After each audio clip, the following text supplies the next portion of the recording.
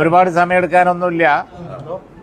ഞങ്ങളുടെ നേതൃയോഗം കഴിഞ്ഞു. തങ്ങൾക്കിപ്പോൾ മങ്കടയിൽ പോകാനുണ്ട്.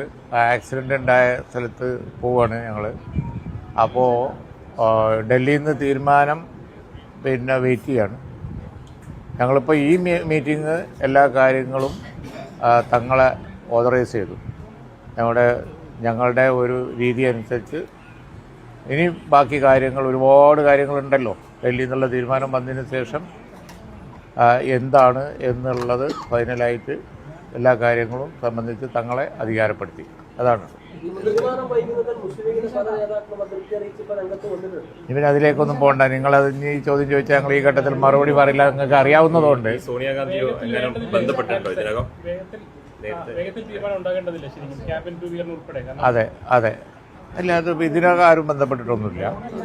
അവർ ഹൈക്കമാൻഡ് തീരുമാനം അറിഞ്ഞാൽ ബാക്കി കാര്യങ്ങൾ ഞങ്ങൾ ആലോചിച്ച് നിങ്ങളെ പത്രക്കാരെ കാണുന്നതാണ്.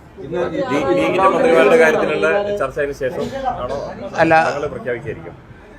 എല്ലാ കാര്യങ്ങളും സംബന്ധിച്ചും തങ്ങൾ അധികാരപ്പെടുത്തിയിട്ടുണ്ട്. ഇല്ല, ഇതൊക്കെ ഒരു യൂഷ്വൽ ഇതല്ല. ഒരാഴ്ച ആകുമ്പോഴത്തേനും സ്തംഭനമാകുമോ? ഇനി ഭരിക്കാൻ പോകുന്ന UDF എന്ന ഉദ്യോഗസ്ഥന്മാർക്കൊക്കെ അറിയാം.